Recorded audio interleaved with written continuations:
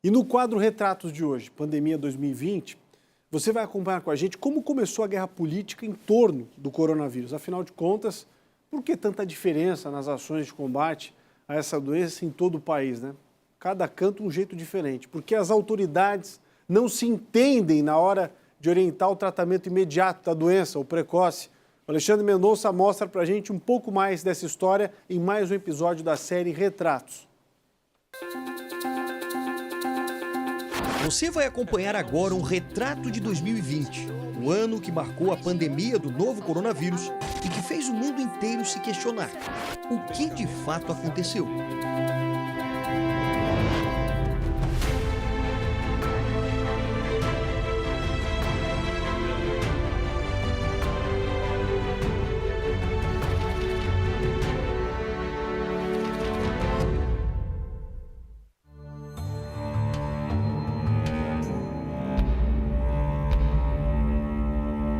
A infecção pelo novo coronavírus é uma entre muitas que o homem já conheceu ao longo da história. No livro Retratos, Pandemia 2020, organizado pelo Dr. Luiz Alberto Silveira, vários textos mencionam a história das pandemias e também do novo coronavírus. Um dos coautores do livro, Claude Pastor Faria, diz em seu artigo que é provável que a humanidade venha padecendo de doenças virais desde antes do dilúvio. As infecções mais recentes foram a gripe russa, a gripe espanhola, gripe asiática, a de Hong Kong e a gripe suína. A pior de todas, de acordo com relatos históricos, foi a gripe espanhola, que pode ter matado mais de 50 milhões de pessoas em todo o mundo em apenas um ano. Na época, esse número representava 5% da população mundial. A Covid-19, até esse mês de maio de 2021, provocou a morte de 3.300.000 pessoas em todo o planeta em um ano e meio, número que representa 0,02% da população atual.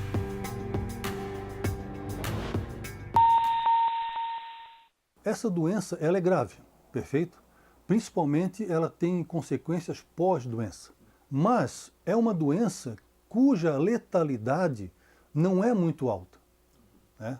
Eu ainda ontem estava lendo dados estatísticos mundiais que a letalidade dessa doença está em torno de 2,3%. Isso em relação às pessoas que se contaminaram. Então, de cada 100 pessoas que efetivamente pegaram essa doença, contraíram a doença, 2 a 2,3 vieram a óbito, né? E 98 se salvaram. Para que tantas medidas drásticas, totalitárias, abusivas, sem fundamento científico, para combater uma doença cuja letalidade não é tão grande, né? Essa é uma pergunta que tem que ser respondida para as futuras gerações. No dia 15 de abril de 2020, o Supremo Tribunal Federal determinou que governadores e prefeitos tinham autonomia para decidir sobre as medidas de isolamento social durante a pandemia. Coube ao governo federal apenas distribuir verbas para estados e municípios. E é óbvio que essa pandemia está sendo usada com fins políticos, porque não adianta nada o estado A tomar uma decisão para combater o vírus, o estado vizinho toma uma decisão totalmente diferente e dentro do mesmo estado, municípios tomam decisões totalmente diferentes, né, criando até problemas. Para isso que nós temos um governo central que deveria atuar de forma uniforme em todo o território para combater uniformemente a mesma doença. Então essa é a crítica que eu faço ao STF, né? O STF virou um braço judicial de determinados partidos políticos. Porque quando é decisão contra o governo, sempre sai alguma coisa nesse sentido. E quando é a favor do governo, nunca sai. Essa é a verdade que está aí escancarada para quem quiser olhar. Para o coautor do livro Retratos, vivenciamos hoje no Brasil uma verdadeira afronta ao Estado de Direito e às liberdades e garantias fundamentais, desrespeito à hierarquia das leis e uma concentração de poder sem precedente nas mãos de governadores e prefeitos. E se a finalidade era enfraquecer o presidente da República, uma outra forma de governo começava a ser imposta no país a partir da pandemia. O medo é a forma mais fácil de qualquer governo implantar uma ditadura, um regime de força pelo medo. Agora, você encontra pessoas hoje na rua, andando de bicicleta, às 11 da noite, né, C401, usando uma máscara. Ele está se protegendo do quê? Eu já ouvi médicos dizerem que prejudica a saúde usar essa máscara o dia inteiro, né, até pelas bactérias que se acumulam nela. Essa decisão não tem respaldo científico. Mas é aquela questão, eu mando, você obedece, e não tem mais discussão. Grande parte dos políticos pense que o povo é idiota. Não, o povo não é idiota.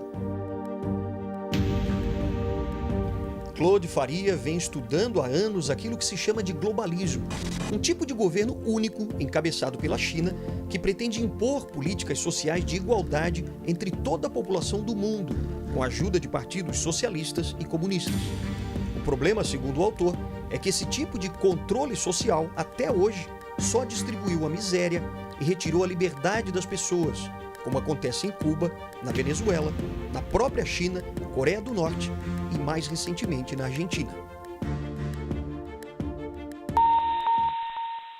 Por que o socialismo e o comunismo nunca funcionaram?